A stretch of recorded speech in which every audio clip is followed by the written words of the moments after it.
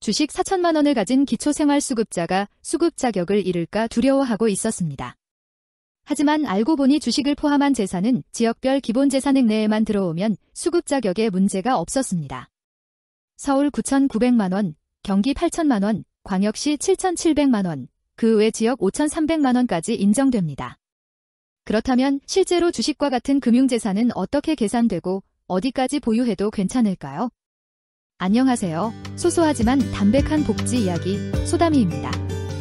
오늘은 많은 분들이 궁금해하시는 기초생활수급자의 주식 보유에 관한 내용을 정확하게 알려드리려고 합니다.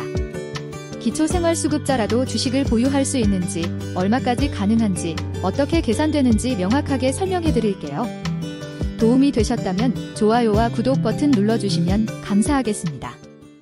기초생활수급자 제도는 생활이 어려운 분들에게 국가에서 지원을 해주는 제도인데요.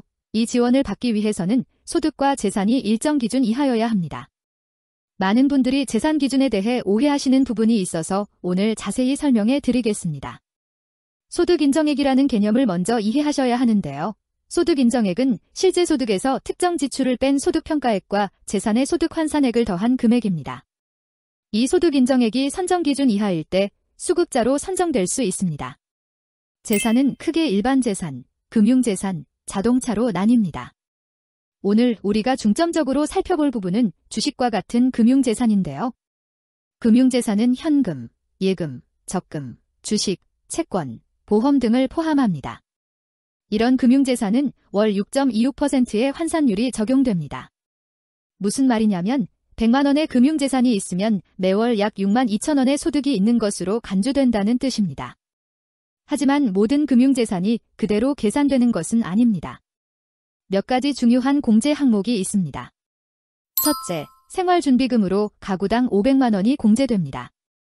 이는 갑작스러운 의료비나 생활비 등을 위한 최소한의 준비금으로 인정해주는 겁니다. 둘째, 장기금융저축공제라는 것이 있습니다. 3년 이상 가입한 금융상품에 대해 연간 500만 원, 최대 1,500만 원까지 공제받을 수 있습니다.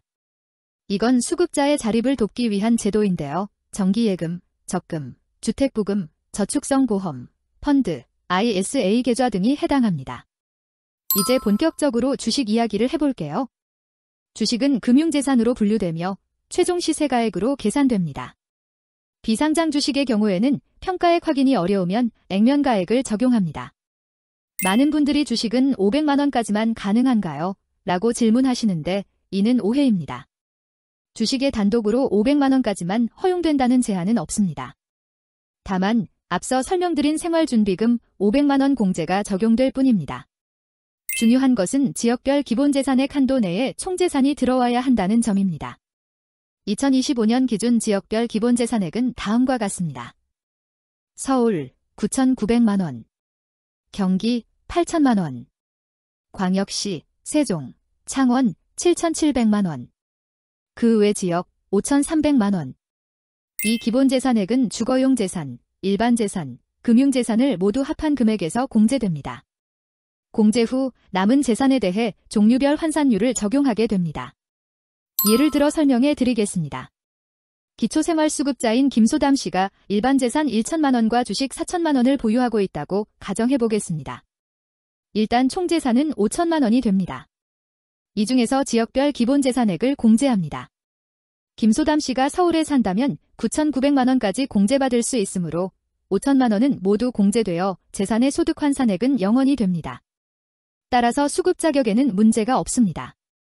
김소담 씨가 지방에 산다면 기본재산액이 5,300만 원이므로 역시 5천만 원은 모두 공제됩니다. 중요한 점은 주식에서 발생하는 배당금은 소득으로 간주된다는 것입니다. 연간 24만 원까지는 공제되지만 그 이상은 소득인정액에 포함됩니다. 예를 들어 주식에서 연간 144만 원의 배당금이 발생했다면 24만 원을 공제한 120만 원을 12개월로 나눈 월 10만 원이 소득인정액에 추가됩니다. 이로 인해 생계급여가 그만큼 감소할 수 있습니다. 국가에서는 금융재산을 정확히 파악하기 위해 금융정보 등 제공 동의서를 받아 계좌를 조회합니다. 10만 원 이상의 모든 금융계좌가 조회 대상이며 이를 통해 예금, 적금, 주식, 채권, 보험 등의 정보를 파악합니다. 조회된 금융재산은 생활준비금 500만 원과 장기금융저축공제를 제외한 후 월 6.26%의 환산율을 적용하여 소득으로 환산됩니다. 예를 들어 5천만 원의 금융재산이 있다면 생활준비금 500만 원을 공제하고 나머지 4,500만 원에 대해 월 6.26%를 적용하면 약 28만 원이 소득으로 환산되는 것입니다. 몇 가지 주의할 점이 있습니다.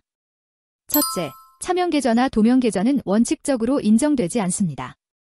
법원의 확정 판결이 있거나 금융기관 임직원이 과태료 처분을 받은 경우 또는 수사를 통해 도명 사실이 밝혀진 경우에만 예외적으로 인정됩니다. 둘째, 최근 1년 이내에 지급된 보험금이나 퇴직금 등의 일시금도 금융재산에 포함됩니다. 이를 사용했다면 증빙자료를 통해 소명해야 합니다. 셋째, 희망키움통장, 내일키움통장 등의 자산형성 지원 사업에 가입한 경우 해당 통장의 가입액은 금융재산에서 공제됩니다. 지금까지 기초생활수급자의 주식 보유에 관한 내용을 살펴봤습니다. 중요한 점을 다시 정리해보면 주식을 포함한 금융재산은 500만 원까지만 허용되는 것이 아니라 지역별 기본재산의 한도 내에만 들어오면 됩니다. 또한 생활준비금 500만 원과 장기금융저축공제도 활용할 수 있습니다. 다만 주식에서 발생하는 배당금은 연 24만 원 공제 후 소득으로 반영된다는 점을 기억하세요. 개인의 상황에 따라 계산 결과가 달라질 수 있으니 정확한 내용은 주민센터에 상담을 받아보시는 것을 추천드립니다. 여러분의 상황도 댓글로 공유해주시면 다른 분들에게도 도움이 될 것 같습니다. 이 영상이 도움이 되셨다면 좋아요와 구독 부탁드립니다. 다음에도 소소하지만 담백한 복지 이야기로 찾아뵙겠습니다. 소담이었습니다. 감사합니다.